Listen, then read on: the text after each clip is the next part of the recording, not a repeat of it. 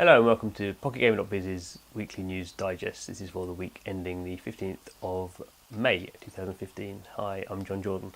So we're still in the kind of financial period where companies are announcing their figures. So we're in the period where companies are announcing the figures for the period 1st of January to 31st of March 2015. And I guess for a lot of people find those kind of figures and rightly so, boring kind of thing. And the other thing about those figures is because companies release them every 3 months, they're quite hard to kind of build trends from. So trends can be often quite slow to develop, and often when you're talking companies that have hundreds of millions of pounds or dollars of revenue, or billions of dollars of revenue, and kind of profit and losses can go up, and it's sometimes very difficult to kind of see the wood for the trees in those things. But they are important to I think anyway, spend a bit of time kind of looking into what's going on. And sometimes companies make a loss for reasons that are no fault of their own, and sometimes they make a profit or a very big profit for reasons that are not really anything to do with them doing well anyway. So it does take time to kind of go beneath the figures a little bit. So we're going to spend a bit of time today looking at some of those companies, and sometimes it's nice to have companies that are kind of you can compare in some way without it being kind of a fraudulent journalistic comparison, and hopefully we won't be doing that today. But two companies that have announced their figures recently, and two companies that are kind of in some ways are broadly comparable, are King and Zynga. So obviously we know Zynga has been around longer. That was the first kind of company to make a lot of money from social games on Facebook. So it's known for Farmville in particular. That was a long time ago now. It's kind of moved on. And like pretty much all companies who are doing social free-to-play gaming, it is now a majority mobile company. It's not as majority as some other companies, so it's about 2/3 of its revenue now comes from mobile games. King, kind of similar in a way that King's kind of first big hits like Candy Crush Saga first happened actually on King's own website, but then happened on Facebook.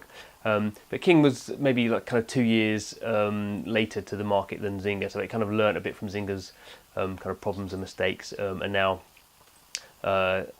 King is about kind of 80% mobile revenue at the moment, so it's kind of a bit further advanced. The other kind of big comparison between the two companies is one is massively successful, one is massively still unsuccessful. So let's get into some figures first before we start kind of drilling down into kind of journalistic kind of parlance. So I'll just check my cheat sheet here. So King announced its figures. It had sales of $570 million during that 3-month period.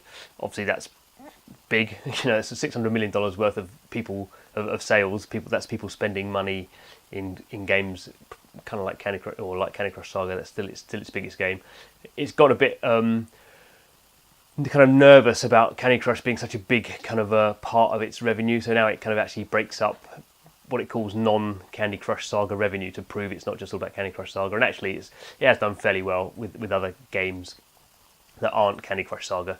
So there's a good kind of split within the company. So you could argue that it's kind of well balanced. The most important thing actually about kind of companies is not so much the sales. I mean, it's to a degree, sales are kind of easy to generate or less non-trivial to generate than profit. Profit is the really, really important thing for companies. So you want to see if a company is healthy, you look at the profit.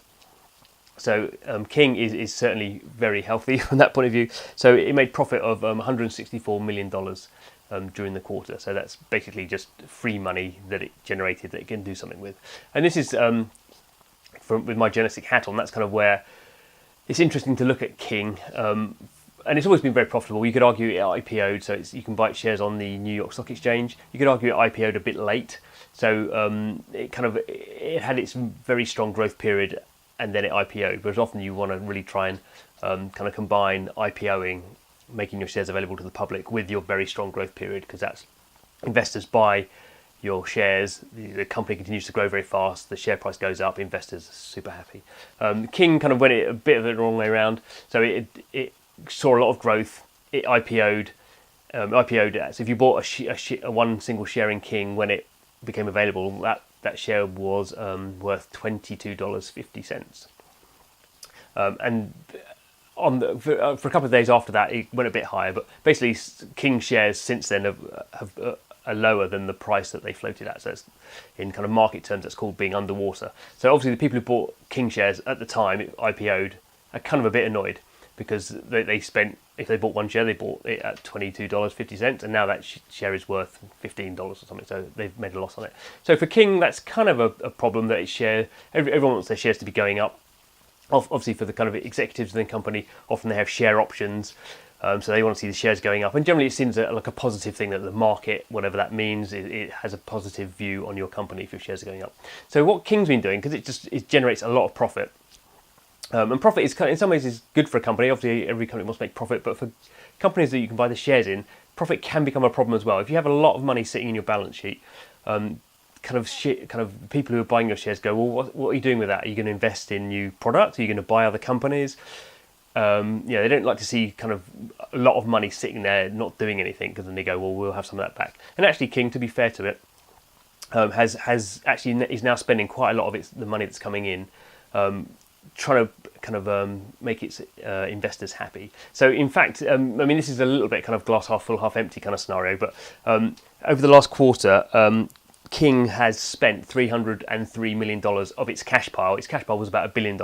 It's now kind of down to about I think it's about $650 million. Obviously, vast amounts of money, but it's basically spent a third of its cash pile in the last quarter. And part of that is given a dividend to shareholders. So anyone who owned a share has now been given cash by King. Dividends are normally not given by tech companies. Normally they're given by companies that are kind of in a solid kind of mature kind of part of growth. So they don't really need a lot of money to invest in their operations, and they have this free money and they give it back to investors, and that keeps their share price high. So that's kind of a good thing for Glue's share maybe in the long term. The other thing that companies tend to do, and there's a bit more argument about this, is that Glue is buying back shares. So normally if I have a share in Glue and I want to sell it, I will sell it on the stock market, and someone else, and maybe a private investor like me or a corporate investor, will buy it. Glue has actually spent over $100 million in the last quarter buying back shares from its investors. The point of this is that then it destroys those shares, so there's less shares available in King, and that will make the share price rise. So that's the theory anyway. For King, it hasn't happened so far. So it spent quite a lot of money. $300 million is quite a lot of money. So it's twice its profits that it made in the last quarter. It's spent kind of destroying shares and giving back money to shareholders. It wants to see its share price go up to be higher than $22.5. Hasn't happened yet, but in a sense that doesn't really matter. Glue, that's Freudian probably. King is very profitable. It will continue to be profitable. It's continuing to launch not games as successful as Candy Crush, but Candy Crush Soda Saga, its latest game's gone out in China, Korea and Japan. It's doing pretty well out there. It will continue to be a pretty profitable company and a pretty healthy company. So the comparator that we've mentioned already for King is Zynga.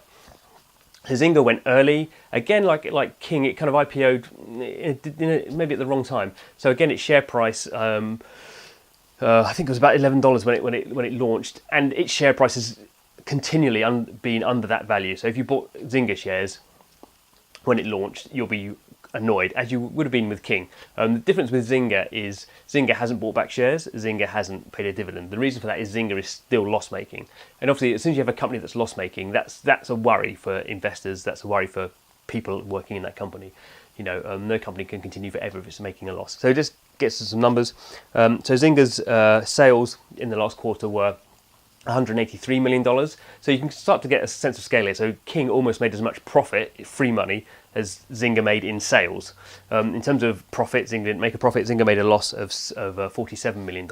So basically Zynga spent more money than it brought in from its customers. That's a difficult thing. Normally companies are quite aggressive to stop that happening. Zynga has tried to be aggressive to do that, but it's pretty much been making a loss since it IPO'd. The reasons for that are structural. It was very Facebook heavy. It's trying to become a mobile kind of centric company.